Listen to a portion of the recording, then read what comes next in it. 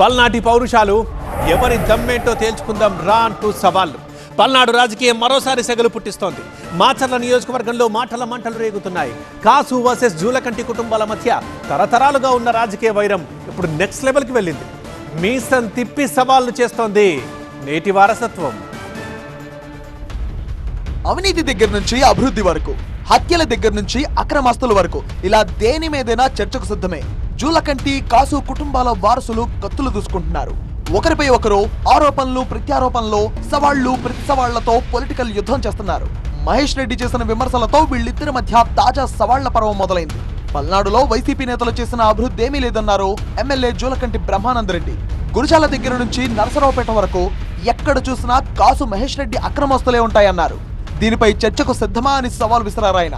అయితే చర్చకు సిద్ధంగా ఉన్నాం, డే 2 ప్లేస్ నువ్వే ఫిక్స్ చేయి అంటూ ప్రతి సవాల్ విసిరారు కాసు మహేష్ రెడ్డి. ఏ రోజైనా చర్చకు సిద్ధంగా ఉన్నాను, నీకోసం ఎదురు చూస్తుంటాను. మాచర్లలో నువ్వు వస్తావో, నీ పిన్నెళ్ళు వస్తాడో, వాడు బాబు వస్తాడో రండి. బహిరంగ చర్చకు కాసు మహేష్ రెడ్డి నువ్వు పిలువు బ్రహ్మారెడ్డి. మాచర్లో పెడతావా, మీ ఇంట్లో పెడతావా, వెల్దుర్తిలో పెడతావా? కాసు మహేష్ రెడ్డి ఒక్కడే వస్తాడు, లెక్కలతో వస్తాడు, లెక్కలు తేల్చుకొని పోతాడు. నువ్వు పెట్టాలా? పెట్టామని నేను కోరుకుంటున్నా. తాత ముత్తాతల పేర్లు చెప్పుకొని కాసు మహేష్ రెడ్డి రాజకీయం చేస్తున్నారని అన్నారు. ఆ కుటుంబాన్ని ఎదిరించిన చరిత్ర తమదన్నారు. చరిత్ర తెలుసుకుని మహేష్ రెడ్డి మాట్లాడితే మంచిదన్నారు ఎమ్మెల్యే జూలకంటి. దీనికి కాసు మహేష్ కౌంటర్ ఇచ్చారు. నీ కుటుంబానికి చరిత్ర మా తాతల నేతులు దగ్గర నువ్వు చెప్పుకుంటున్నావు. ఒక సామాన్య రైతు కుటుంబం నుంచి వచ్చి మీ తాతల్ని ఎదిరించిన మనగాడు మా నాన్న జూలకంటి నాగిరెడ్డి. బ్రహ్మాందరెడ్డి గారు కాదా మీ నాన్నకి టికెట్ ఇచ్చింది 78లో నాగిరెడ్డి గారికి? అని ఓడిపోయి ఉండొచ్చు. ఓడిపోవటం ఏంది, రాజకీయాల్లో సర్వసాధారణం. చాలా పెద్ద హేమీలు ఇందిరాగాంధీ, ఎన్టీ రామారావు గారు, బ్రహ్మాందరెడ్డి గారు ఓడిపోయారు. ఉన్నతమైన వ్యక్తే నాగిరెడ్డి గారు, మేము ఎప్పుడు కాదనట్లేదే. మరి టికెట్ ఎవరు ఇచ్చారు మీకు ఆ రోజున? కాసు బ్రహ్మానందరెడ్డి గొప్ప వ్యక్తి, కానీ ఇప్పుడున్న మహేష్ కి అంత సీన్ లేదన్నారు జూలకంటి. ఈ వ్యాఖ్యలకు మాజీ మంత్రి విడతల రజని కౌంటర్ ఇచ్చారు. ఆ కుటుంబం ఏంటో అందరికీ తెలుసు, ఎవరో వచ్చి సర్టిఫికెట్ ఇవ్వాల్సిన అవసరం లేదన్నారు. నీ చరిత్ర ఏంటి?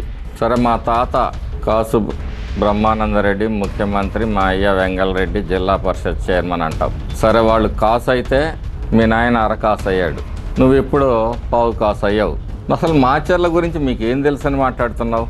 కాసు బ్రహ్మానందరెడ్డి గారి గురించి కానీ, వెంగళరెడ్డి గారి గురించి కానీ, కృష్ణారెడ్డి గారి గురించి ఎవరు సర్టిఫికేట్ ఇవ్వాల్సినటువంటి అవసరం లేదు. ఇక్కడ ఉన్నటువంటి మన రాష్ట్ర ప్రజలకు, రాష్ట్రమే కాదు దేశం మొత్తం కూడా తెలుసు వీరేంటో, వీరి కుటుంబ నేపథ్యం ఏంటో, వీరు ఎలాంటి వాళ్ళని చెప్పి.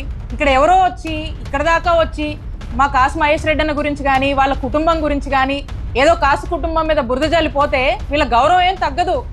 మాచర్లలో పిన్నెల్లి బ్రదర్స్ చేస్తున్న అరాచకాలు, ఆకృత్యాలకు కాసు మహేష్ రెడ్డి అండగా నిలబడ్డారంటూ బ్రహ్మానందరెడ్డి ఆరోపించారు. మహేష్ రెడ్డి ఇంకోసారి అవాక్కులు చవాక్కలు పెళ్తే సహించేది లేదని హెచ్చరించారు ఆయన. అయితే అధికారాన్ని అడ్డం పెట్టుకుని తమపై అక్రమ కేసులు పెడుతున్నారని వైసీపీ ఆరోపిస్తోంది. ఎల్లకాలం ఇదే ప్రభుత్వం ఉండదనే విషయాన్ని గుర్తుపెట్టుకోవాలని హెచ్చరిస్తోంది.